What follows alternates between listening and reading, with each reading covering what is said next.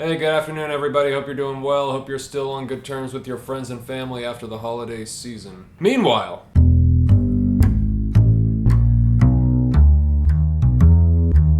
I took an impromptu trip to Santa Barbara, my first time, and I decided to shoot a vlog there. I had no idea it had such explicit Spanish influence, which was very interesting to me. You know, I love Spain, and it did look like downtown Valencia or like, I don't know, Alicante or one of those small towns along the beach. Just, you know, kind of like cleaner Santa Monica style, or with more yoga studios. But I enjoyed it, thought it was cool, found an excellent bookshop, and if you donate $1 or more on Patreon, you will be able to find out where it is, where else to go, and what I suggest you skip when you pay a visit. So, check it out. Thanks a bunch. So welcome to Better Than Food Book Reviews. I'm your host, the guy drinking tea and talking shit, Clifford Lee Sargent. I know, tea today, this is the first, but you know, my caffeine intake has just been a little...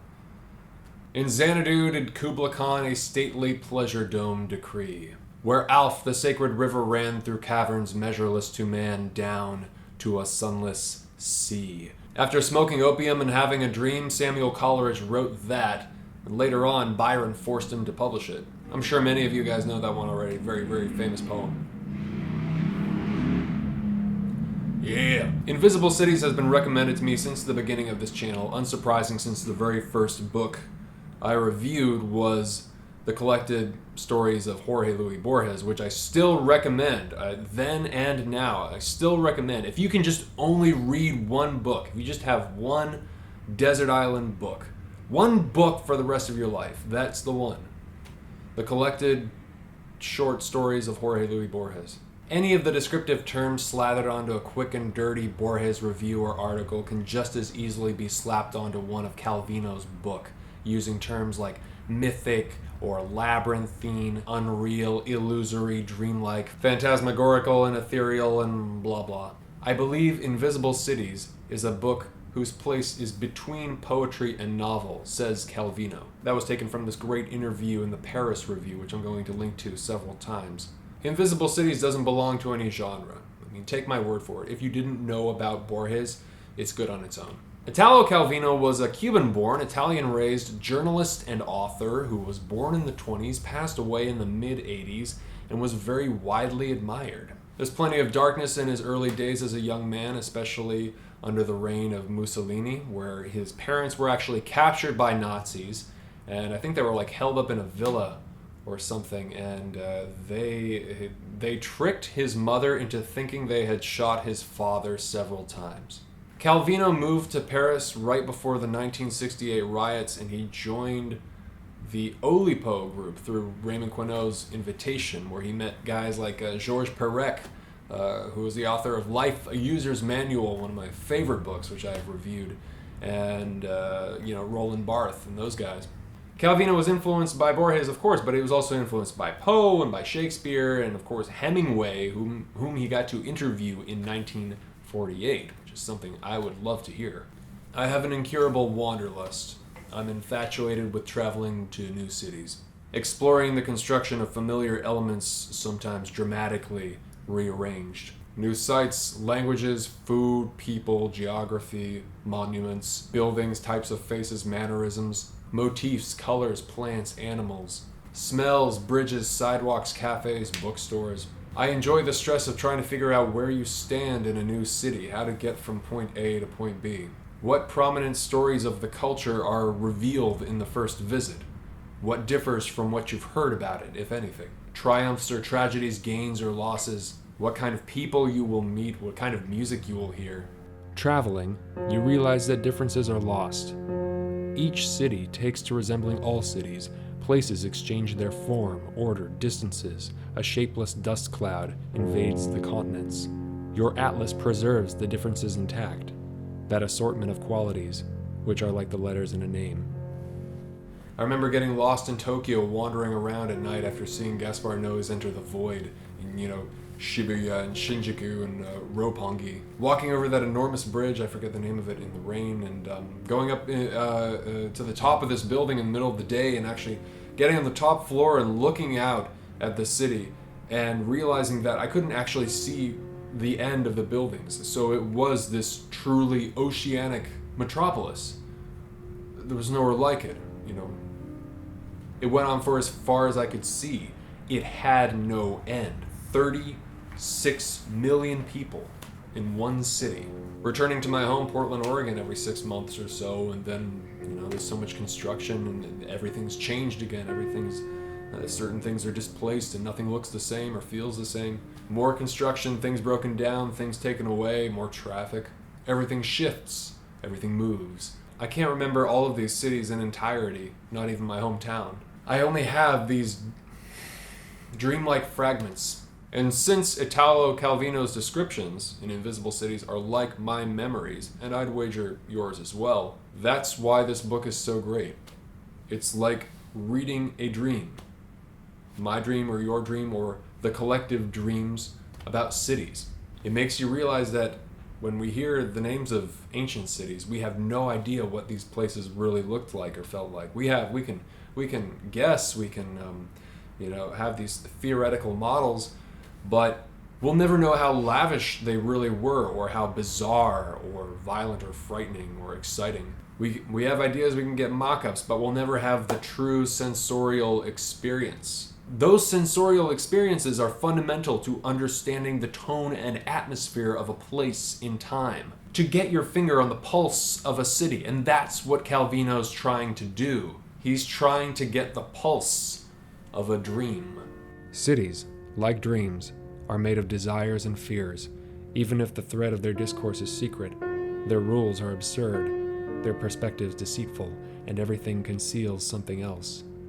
I have neither desires nor fears, the Khan declared, and my dreams are composed either by my mind or by chance. Cities also believe they are the work of the mind or of chance, but neither the one nor the other suffices to hold up their walls. You take delight not in a city's 7 or 70 wonders, but in the answer it gives to a question of yours, or the question it asks you, forcing you to answer, like Thebes, through the mouth of the Sphinx. He's trying to communicate the pulse of cities that, like many wonderful fictional characters, are amalgamations of real ones, but simply never existed. The entire book is this conversation wherein Marco Polo imagines these extremely detailed cities and describes them to Kubla Khan. The Borgesian comparison stems from Calvino's fictional narrative, imagining a conversation between two very prominent historical figures who actually did exist and meet one another. Kubla Khan, the Emperor of China, and Marco Polo, the Venetian traveler. Though just like Borges, it's a little more magical realism than it is historical fiction, or it's a little more historical fiction than it is magical realism. It doesn't matter. Take your pick. Marco Polo, the Italian explorer, in a way connected Europe with the East, inspiring the later travels of Christopher Columbus. Kubla Khan was the grandkid of Genghis Khan, and while Genghis was a mighty conqueror, Kubla was he was more focused on unity. He expressed this religious tolerance where he allowed Buddhism and Taoism, not only that, but he also allowed Islam and Christianity in his empire. That being said, when Marco Polo arrived, which proved to be a momentous occasion for the West, he wasn't allowed to leave after that for a very long time, although he tried, and Kubla said no. And I'm not sure if it was some sort of Scheherazade situation where it was like, tell me this fantastic story or I'm going to kill you, but that's what's happening in this book. This is Marco Polo describing these incredible cities that he's seen in his travels to Kubla Khan. From now on, I'll describe the cities to you, the Khan had said. In your journeys, you will see if they exist. But the cities visited by Marco Polo were always different from those thought of by the emperor. And yet I have constructed in my mind a model city from which all possible cities can be deduced, Kubla said. It contains everything corresponding to the norm. Since the cities that exist diverge in varying degree from the norm, I need only foresee the exceptions to the norm and calculate the most probable combinations. I have also thought of a model city from which I can deduce all the others, Marco answered. It is a city made only of exceptions, exclusions, incongruities, contradictions. If such a city is the most improbable, by reducing the number of abnormal elements, we increase the probability that the city really exists. So I have only to subtract exceptions from my model, and in whatever direction I proceed, I will arrive at one of the cities which, always as an exception, exist. But I cannot force my operation beyond a certain limit. I would achieve cities too probable to be real. For me, Invisible Cities was the story of the human struggle, told through descriptions of humanity's functional, utilitarian creations, and the idiosyncratic symptoms and nuances of them. So when Marco Polo got back, he wrote about his travels in real life, and Invisible Cities is written in the same tone as Marco Polo's actual writing. Shortly before he died, Marco Polo said that he hadn't written half of what he'd actually seen, which I thought was great. Taking it to the grave. The book is not driven by a traditional protagonist who thwarts conflict after conflict and reveals their inner thoughts or insights. It defies the claim that a fascinating narrative must have explicit conflict, or even a protagonist or an antagonist. For there's conflict present in Invisible Cities, but it's an implicit conflict. It's an all-encompassing depiction of the human struggle, the human narrative, life, war, sex, death, communicated through lavish descriptions of imaginary cities. There's nothing like it. All of the cities have their own idiosyncratic cultures and structures. All of them possess feminine names, and all of them are organized into groups such as Cities and Desire, Thin Cities, Cities and Eyes, Cities and the Dead, Cities and the Sky, and so on. No one remembers what need or command or desire drove Zenobia's founders to give their city this form, and so there is no telling whether it was satisfied by the city as we see it today, which has perhaps grown through successive superimpositions from the first, now undecipherable plan. But what is certain is that if you ask an inhabitant of Zenobia to describe his vision of a happy life, it is always a city like Zenobia that he imagines, with its pilings and its suspended stairways. A Zenobia perhaps quite different, aflutter with banners and ribbons, but always derived by combining elements of that first model. This said, it is pointless trying to decide whether Zenobia is to be classified among happy cities or among the unhappy.